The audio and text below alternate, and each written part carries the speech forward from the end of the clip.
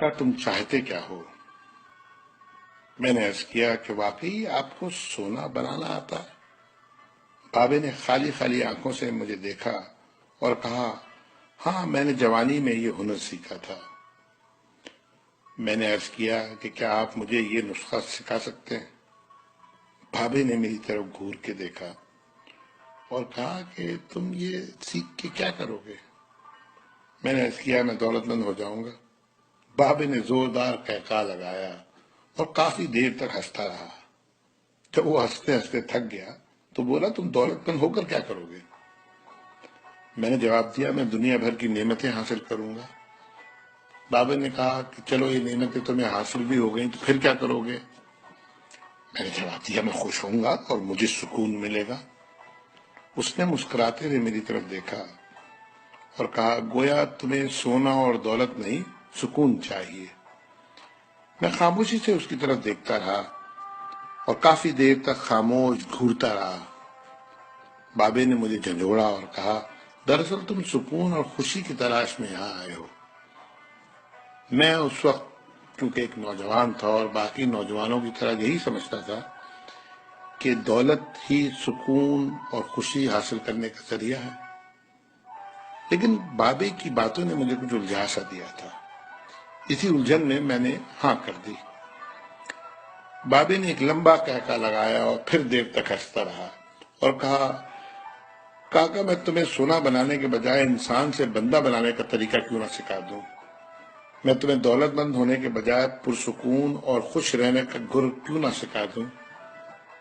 میں خاموشی سے اس کی باتیں سنتا رہا، حالانکہ مجھے ابھی کچھ سمجھ میں نہیں آ رہا تھا۔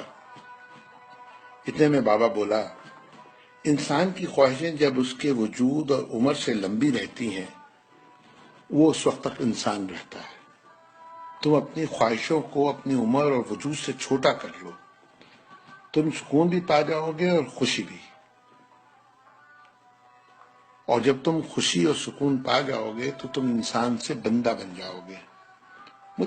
مجھے بابے کی باتیں بالکل سمجھ میں نہیں آ رہی تھی اور بابے نے میری یہ پریشانی بھانپ لی تھی۔ بابا بولا، تم قرآن شریف پڑھو۔ اللہ تعالیٰ نے خواہشوں میں لتھڑے ہوئے لوگوں کو انسان کہا ہے اور محبت میں رنگے ہوئے آزاد لوگوں کو بندہ۔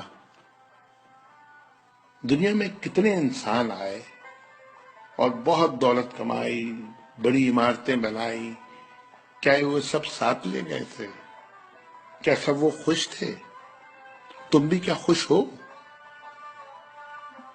پھر بابا خود ہی بولا، نہیں، جب تک تم تانبے سے سونا بنانے کے چکر میں اور خپ میں مبتلا رہو گے اس وقت تک خوشی سے دور بھاگتے رہو گے اور بھٹکتے رہو گے۔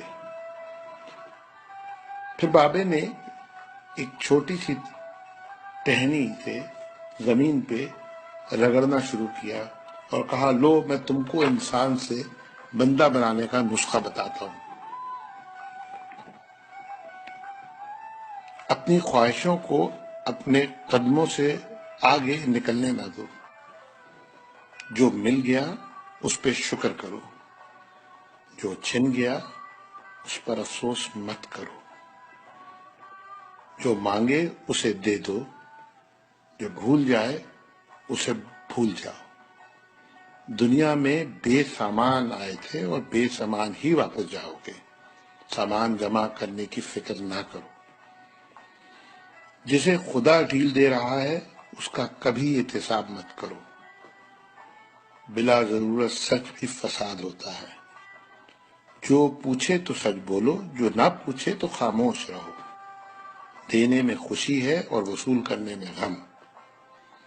دولت کو روکو گے تو خود بھی رک جاؤ گے۔ چوروں میں رہو گے تو چور ہو جاؤ گے۔ اللہ راضی رہے گا تو جگ راضی رہے گا، وہ ناراض ہوگا تو نعمتوں سے خوشیاں اڑ جائیں گی۔ جب تم عزیزوں، رشتہ داروں، اولادوں سے چڑھنے لگو تو سمجھ لو اللہ تم سے ناراض ہے۔ جن سے تمہیں نقصان پہنچا ہو اور مزید نقصان پہنچنے کا اندیشہ ہو ان سے کنارہ کشی کر لو۔ ان سے بدلہ لینے کی فکر نہ کرو، کیونکہ سب سے اچھا بدلہ اللہ کا ہے۔ جب تم اپنے دشمنوں کے لیے اپنے دل میں رحم محسوس کرو تو سمجھ لو تمہارا خالق تم سے راضی ہے۔ ہجرت کرنے والے کبھی گھاٹے میں نہیں رہتے۔ بابے نے پھر میرے کندھے پہ ہاتھ رکھا اور کہا جاؤ، بس ایک چیز کا دھیان رکھنا، کبھی کسی کو خود سے نہیں چھوڑنا، دوسروں کو فیصلہ کرنے کا موقع دینا، یہ اللہ کی سنت ہے۔ اس نے کبھی اپنی مخلوق کو تنہا نہیں چھوڑا، مخلوق اللہ کو چھوڑتی ہے۔ اور دھیان رکھنا، جو جا رہا ہو اسے جانے دینا، جو واپس آ رہا ہو اس کے لیے اپنا دروازہ کبھی بند نہ کرنا، یہ بھی اللہ کی عادت ہے، وہ واپس آنے والوں کے لیے اپنا دروازہ ہمیشہ کھلا رکھتا ہے۔ تم یہ کرتے رہنا، تمہارے دروازے پہ ہمیشہ میلہ لگا رہے گا۔